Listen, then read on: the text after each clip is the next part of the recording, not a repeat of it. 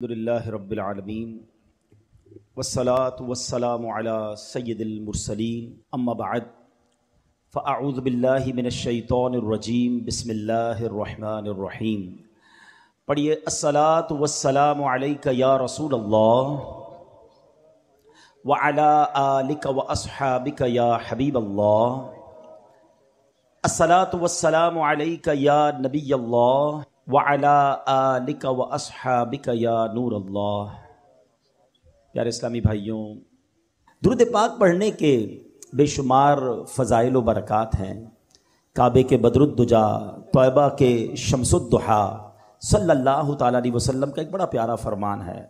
میرے آقا فرماتے ہیں جس کا مضمون ہے کہ جو کوئی شخص ایک بار درود پاک پڑھے اللہ تعالیٰ اس پر اپنی 10 رحمتیں نازل فرماتا ہے، اس کے 10 گناہوں کو مٹا دیتا ہے اور اس کے نامہ اعمال میں 10 نیکیاں لکھ دی جاتی ہیں۔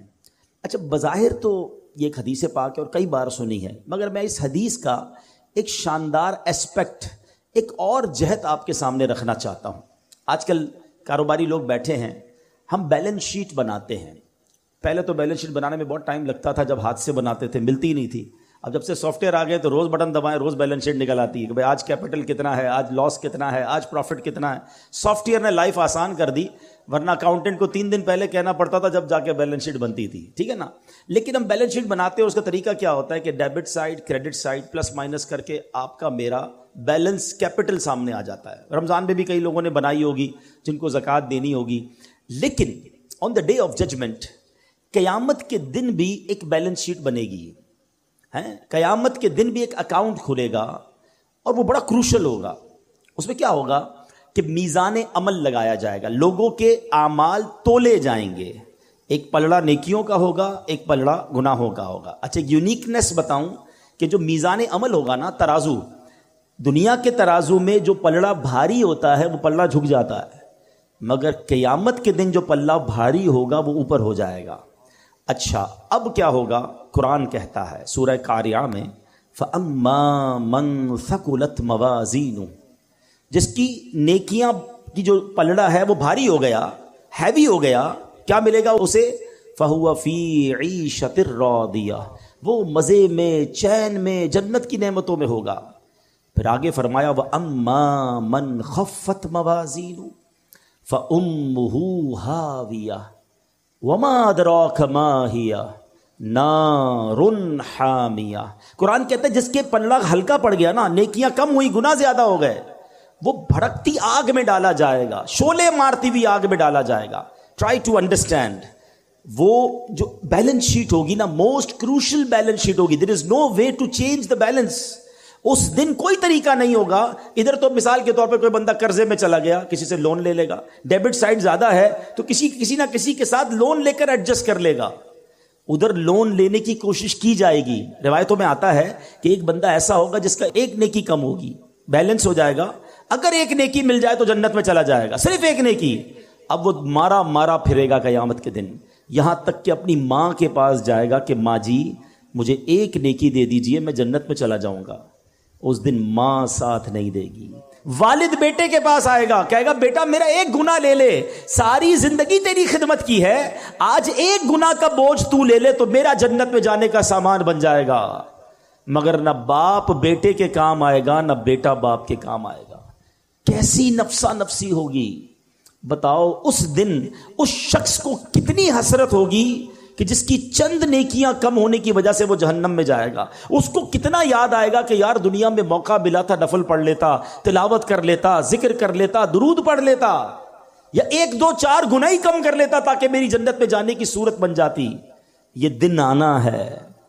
اب وہ سینیریو ذہن میں رکھو اور اب اس حدیث کو دوبارہ سنیں کہ درود پاک تو میری بیلنس شیٹ کو ایڈجسٹ کرنے کا شاندار وظیفہ ہے کہ آقا فرما رہے ہیں ایک بار درود پڑھو 10 نیکیاں بڑھ جائیں گی، 10 گناہ کم ہو جائیں گے۔ یعنی میرے نیکیوں کا وزن بڑھانے والا اور گناہوں کا وزن گھٹانے والا وظیفہ ہے۔ تو سچ بتاؤ پھر کتنے درود پڑھنے چاہیے؟ کوشش کیا کریں فضول کاموں سے بچ کر۔ بہت زیادہ ٹائم اپنے موبائل فون کے ساتھ ویسے ہی گپ شپ میں گزار رہے ہوتے ہیں، لینا نہ دینا، پتہ نہیں ساری سوشل میڈیا کی ویڈیوز دیکھنی ہیں، اس کے بجائے اللہ رسول کا ذکر کر لیا کرو، درود پاک کی کثرت کر لیا کریں، انشاءاللہ نامہ اعمال میں نیکیاں بڑھتی رہیں گی اور گناہ کم ہوتے رہیں گے۔ اللہ مجھے بھی اور آپ کو بھی کثرت کے ساتھ درود پاک پڑھنے کی توفیق عطا فرمائے۔ آئیے مل کر محبت کے ساتھ بآواز بلند درود پاک پڑھ لیں۔ صلو علی الحبیب صلی اللہ تعالی علی محمد صلی اللہ علیہ وسلم۔ رحمت الہی کا عشرہ ہے، ماہ رمضان کے 3 عشرے ہیں نا، پہلے 10 دن رحمت ہے، اگلے 10 دن عشرہ مغفرت ہے، اور آخری عشرہ جہنم سے آزادی کا عشرہ ہے۔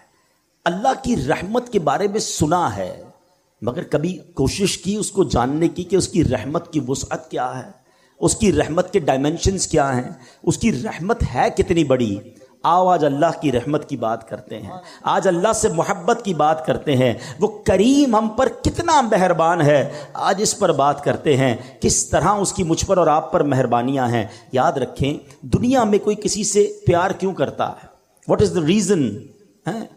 کیا وجہ ہوتی ہے کہ بندہ کسی کے فال ان لو، اس کے پیار میں گم ہو جاتا ہے؟ 3 ریزن ہوتی ہیں نارملی۔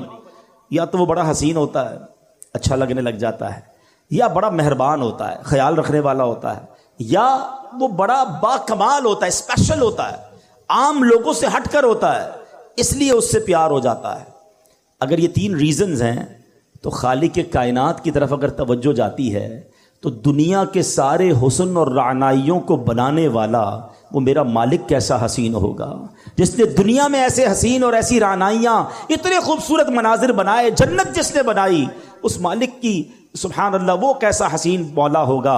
پھر آگے چلو، اگر با کمال سے محبت ہوتی ہے تو ہر با کمال کو کمال دینے والی ذات بھی رب کائنات کی ہے، پھر اس سے محبت کیوں نہ ہو۔ اور اگر کسی محسن سے، کسی خیال رکھنے والے سے پیار ہو جاتا ہے تو بتاؤ تو صحیح، جب سے پیدا ہوا ہوں، جب سے لے کر آج تک روزانہ جس کے احسانات تلے دبا ہوں، وہ کوئی اور ذات نہیں، وہ میرے مالک کی ذات ہے۔ بلکہ سچی بات بتاؤں، مجھ پر اور آپ پر تو پیدا ہونے سے پہلے اس کے احسان جاری ہیں۔